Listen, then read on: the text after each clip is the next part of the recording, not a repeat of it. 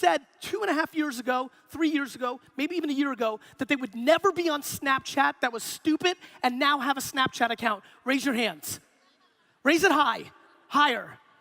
This is where all the action is. This is where all the action is. This is the opportunity in this room.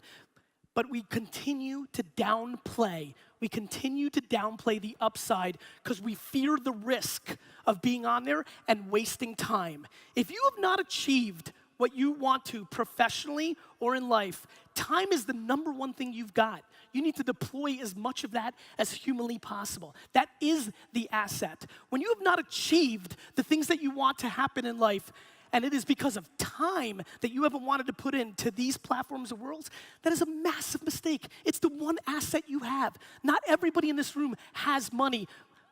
It's true. You agree, right? So are you gonna work your fucking face off? Thank you. It's the one thing we have. It's the one thing we have because everybody wants to come up with excuses. I spend my life reading excuses on social media and my inbox. I'm this, I wasn't born that way, I wasn't born here, this, I'm a female, I'm an immigrant, I'm a minority, I'm a transgender.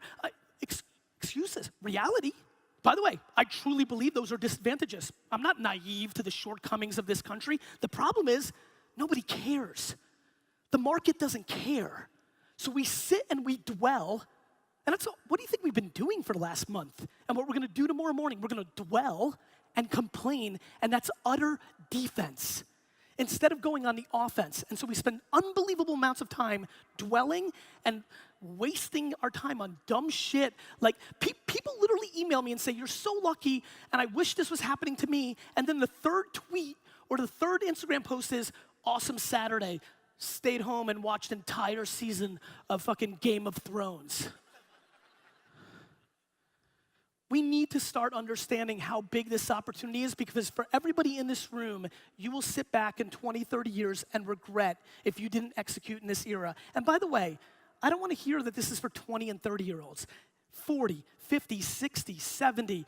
It's an equal playing field if you're willing to be a practitioner and understand the ecosystem that I've been speaking about tonight. There's never been a better time. Look, it's very obvious.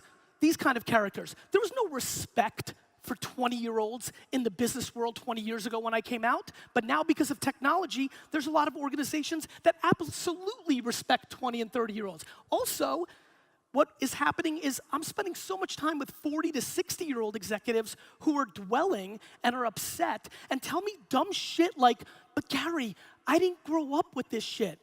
Neither did I, Alice. I was 20 before I even was on a computer. I didn't grow up with this shit. I figured it out.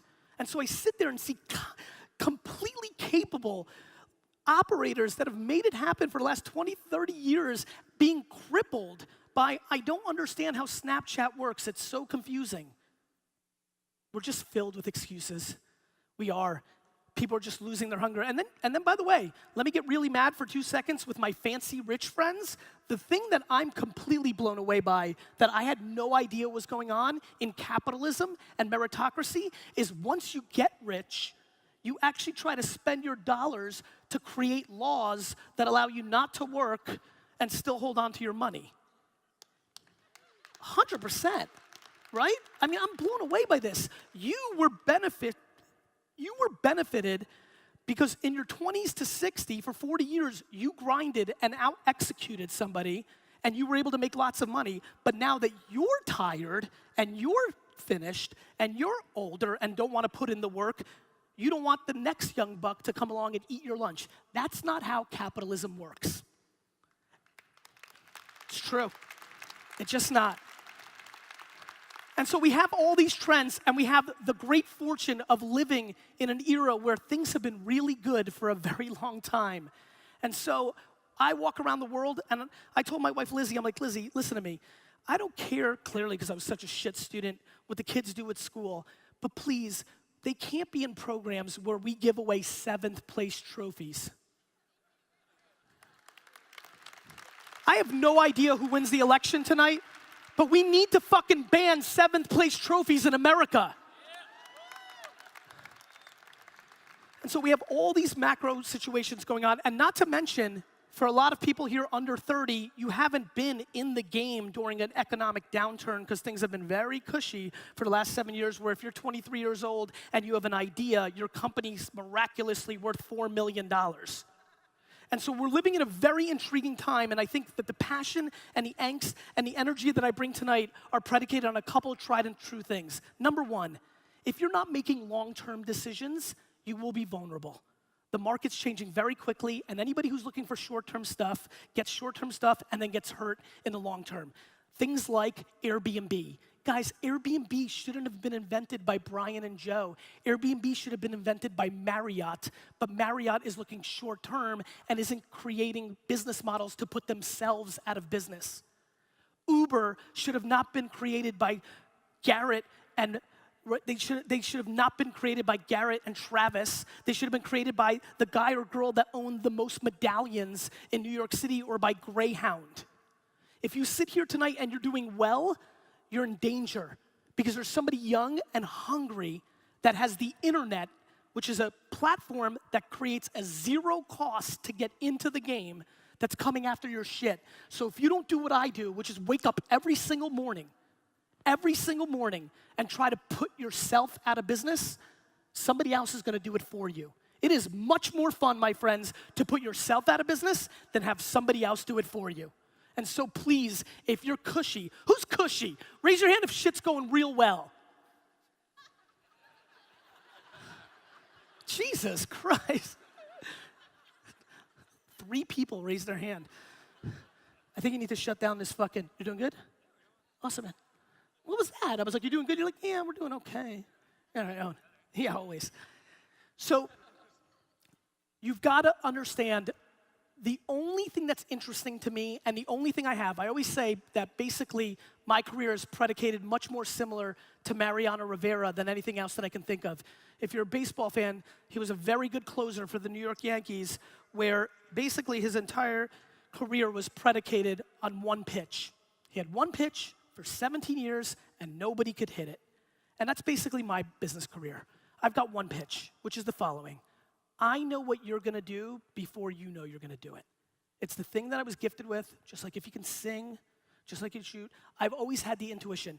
I was made fun of, and aggressively made fun of, for launching a website in 1996, because just like people sit here and think that Vine or Snapchat is a fad, there's people in this room that remember where the whole internet was a fad. But I bet on it, and I built a big business. And then I was made fun of because this thing called YouTube came out, and I took a chance on that because I thought it was gonna be big, and started a wine show and sat in front of a camera and drank 4 bottles of wine for 20 minutes, and hundreds of thousands of people watched it. And then that worked. And then Twitter worked. And then I invested in Twitter and Facebook and things of that nature. But I had so many losses along the way. One thing that's never talked about with my genius career was that I was on YouTube super early, but I left 6 months in and started producing Wine Library TV exclusively on Vidler. I was wrong. One thing that's not talked about is that I thought that the biggest startup in the world in 2010 was gonna be Yobongo. I was wrong. And I continue to be interested in being wrong for the rest of my life, because I am a purebred entrepreneur, because I'm not scared of trying things and wasting my valuable time because I want things. And most of all, and this is the most of all, the whole thing, I just genuinely don't give a fuck about what you think about me.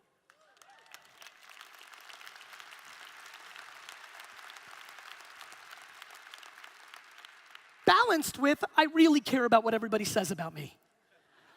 And in that friction, and I mean that, you have to deploy real ego and real humility around this course, because we live in that world. But if I could inspire anything in the time that I was here today, it's very simply this. Please do me one favor. I'm gonna wrap it up with this, and this matters so much to me.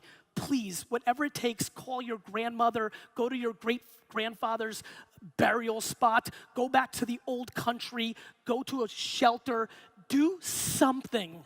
Do something that recalibrates your perspective on what is actually going on here. We have never had it better.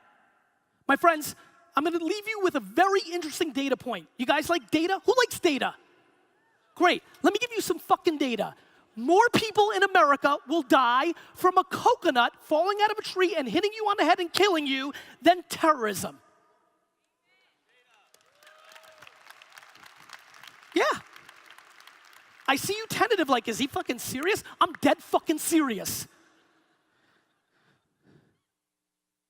Kids 7 to 11 watch more Twitch esports than all the 4 major sports combined. That's data. We're living through a totally different time. 10 years ago, the weirdest thing in the world was your friend dated people online. Now every single person swipes to the left and right 24/7.